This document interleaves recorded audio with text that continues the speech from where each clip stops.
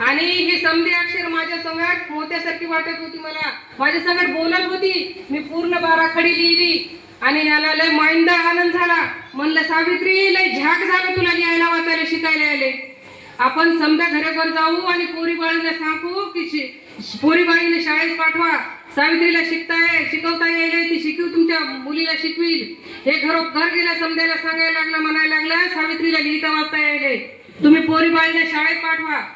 अरे पोरी शिकतील शाळेने होतील पण कोणी ऐकायला तयार नव्हतं. झोपलेल्या जागी करता येते पण झोपेचं सोंग घेतलं त्याला कसं जागी करणार. कुणी ऐकायला तयार नव्हतं. असं सांगत सांगत सगळीकडे सांगत होते कुणी ऐकत नव्हतं. एक दिवस हे लग्नाला गेला. म्हणलं बाई वेणी पण करावं म्हणून मी दुपारच्याला अशी बसली होते. लग्नाच्या वरातीतला मला आवाज येत होता. मी अशी दुपारच्याला वेणी खणी करायला बसले तर हे आले की रागा रागामध्ये तनतन करीत आणि म्हणायला लागले सावित्री हे लोक समजतात काय स्वतःला. मला म्हणतात अरे आमच्या वरातीमधून चालू नको. 4 बुक शिकला म्हणून काय स्वतःला ब्राह्मण समजतो काय. संताप होते सावित्री. राग होते अगदी रागाची माझा राग होते. हातातून त्यांचा राग दिसत होता पायातून दिसत होता. जळता आगे मी माझ्या डोळ्याने पाहत होते. मी म्हणलं आता हे काहीतरी करणार. आणि उद्या भिडेवाड्यामध्ये पुण्याला पहिली शाळा सुरू केली त्यांनी. पहिली शाळा सुरू केली. पहिल्या दिवशी आल्या 6 पोरी. ते हे म्हणले सावित्री 6 तर 6 एक पोरगी आली तरी तू शिकवायला पाहिजे. मी होय म्हणलं आणि मी गेले अशी शिकवायला बसले. उभी राहिले डोळ्यावर असं लिहायला लागले की पोरी बाय गेले की भुसकून पळून. तुम्ही कशा जाता कार्यक्रमामधून एक एक एक एक एक एक कुणी बोलू लागला वक्ता बोलू लागला तरी जाताना भुसकून निघून. तशा गेले की पोरी पळून. पुन्हा आम्ही घरोघर गेलो. म्हणलं पुन्हा तसं करू नका पोरीला पाठवा. पोरी शहाण्या होतील शिकतील. तेव्हा कुठे 4-2 पोरी यायला लागल्या तर हे लोक भीती दाखवायचे. म्हणायचे जिद्द मारू तुमच्या पोरीला शाळेत नका पाठवू. आणि लोक घाबरायला लागले. तशातच 4-2 पोरी यायला लागल्या. एवढी माझ्या वर्गामध्ये 6 वर्षाची मुलगी होती बावली नावाची. आणि असं शिकवल्याच्या नंतर शाळा सुटल्यानंतर ह्या पोरी गेल्या बाहेर. ते 6 वर्षाच्या मुलीला ह्या बाहेर लोकांनी पकडला आणि म्हणले लाडू खा लाडू म्हणले. त्या लाडू मध्ये काचा कुटून दिल्या.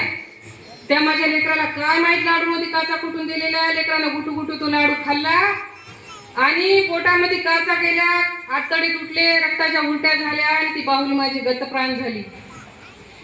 मुलींना माहित नसेल तुम्हाला तो शिक्षणाचा पहिला बळी होता. शिक्षणासाठी गेलेला. तुम्ही डॉक्टर झाल्या इंजिनियर झाल्या वकील झाल्या कुठं राष्ट्रपती पर्यंत गेल्या पण कोण पाहणार तो वाडा. कोण तो इतिहास जागृत ठेवणार. कोण इतिहास वाचणार. आज तो पुण्याचा भिडेवाडा मोडकळीस झालेला आहे. सगळे लोक जमीनदोस्त करायला निघाले. इतिहास मोडायला फोडायला निघालेले आहेत. एवढे दिवस भारतरत्न द्यायला पाहिजे होता. 200 वर्ष झाली आतापर्यंत भारतरत्न दिलेला नाही. खरं भारताचे रत्न ते आहेत. आणि आपण कधी वाचणार आहोत. आपला इतिहास आपणच जागृत ठेवायला पाहिजे. ह्या मोबाईलच्या लय वेळे झालेत. वाचन संस्कृती कमी झाली. कुठले की लहान लेकरं काय मोठी माणसं काय महिलांचं तर वाचन खूपच कमी झालंय. आणि आपणच आपला इतिहास जीवन ठेवायला पाहिजे. आपणच वाचन करायला पाहिजे. आणि तो होता मुलींना पहिला बळी. शिक्षणाचा पहिला बळी होता तुम्हाला माहित नाही. तरी मी घाबरत होते. पुन्हा आम्ही घरोघर गेलो. म्हणलं अरे नाही शिकवा लोकांना लेकरांना शाळेत पाठवा. मुली शहाण्या होतील शिकतील. त्यांना कळल कसं जगायचं कसं काय करायचं ते. घाबरतात लोक. हे म्हणले अरे जिच्या हाती पाळण्याची दोरी ती जगाचा उद्धार करी. घाबरू नका तुम्ही. पाठवा मुलींना. पुन्हा यायला लागले 4-2 पोरी यायला लागल्या. पण हे लोक रस्त्याने जाताना आजकट विचकट बोलायचे. घाणघात बोलायचे. कधी तर अंगावर शेण माती टाकायचे. चिखल टाकायचे. खरकट पाणी टाकायचे. एक दिवस मी यांना म्हणलं माझ्याच्यानं नाही बाळा तर शिकवणं होणार. कसं शिकवणार. कसं दिवसभर बोलल्या राहणार. घाण पाण्यानं खरकट्या पाण्याचा अंगावर वास येत होता. मी म्हणलं माझ्याच्यानं नाही शिकवणं होणार. वैताग घेतोच ना माणसाला कधी.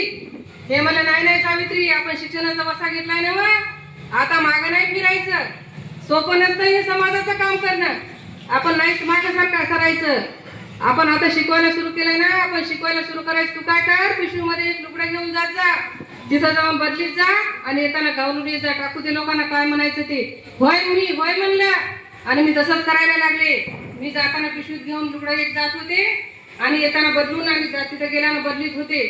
तरी हे लोक ऐकत नव्हते. तरी त्यांचं काम सुरूच होतं. अंगावर माती टाकणं काय, शेण टाकणं काय. मी घाबरत नव्हती, मी वाघीणच होती. आणि असं करत असतानाच एक दिवस उंचा पुरा घारा डोळ्याचा एक माणूस असा समोर येऊन उभा राहिला आणि म्हणतोय कसा, सावित्री, शिक्षणाचं खूळ बंद केलं नाही तर तुझी अपूर्व आम्ही शाबीत ठेवणार नाही. ह्या बाया म्हणलं. मी असं त्याच्याकडे पाहिलं आणि काय केलं असेल मुलींनो, सांगा काय केलं असेल. जे त्याला ठेवून दिल्या, अहो समजा गाव बघत होता, समजा गाव माझ्याकडे पाहत होता आणि म्हणत होता का बाई आहे का भितर बाप्याला मारती. मग काय सोडते की काय, सोडते की काय. मी घाबरतच नव्हती. माझी अप्रू म्हणजे काय, याच्या बापाची जहागिरी वाटली काय. घाबरत नव्हती मी. आणि मग लोक असे मी येता जाता असे पाहत होते. मग खिडकीतून दरवाजातून कुणाची टाप झाली नाही, पुन्हा शिक्षण देऊ नको म्हणायची आणि जाऊ नको म्हणायची. अशी वाघिणी सारखी जायची, वाघिणी सारखी यायची. घाबरत नव्हते मी. अहो वाघिणीच होते मी, घाबरत नव्हती कुणाला. तरी हे लोक काय ऐकत नव्हते. यांना पक्क माहित होतं हुशार होते हे लोक, पण पक्क माहित होतं यांना कुठे पिन मारल्यानं काय होते ते. हे गेले ना आमच्या घरी, आले आमच्या सासऱ्याकडे आणि म्हणायला लागले, गोविंदराव, अहो गोविंदराव, तुमच्या मुलाने आणि सुनेने उच्छाद मांडलाय हो, धर्म बुडवायला निघाले. तुम्ही जर शिक्षणाचं खूळ बंद केलं नाही तर आम्ही तुम्हाला वाळीत टाकू, वाळीत. असा 3 जागी वाकत होता. बुद्धिभ्रष्ट झाली की माणूस असाच करतो.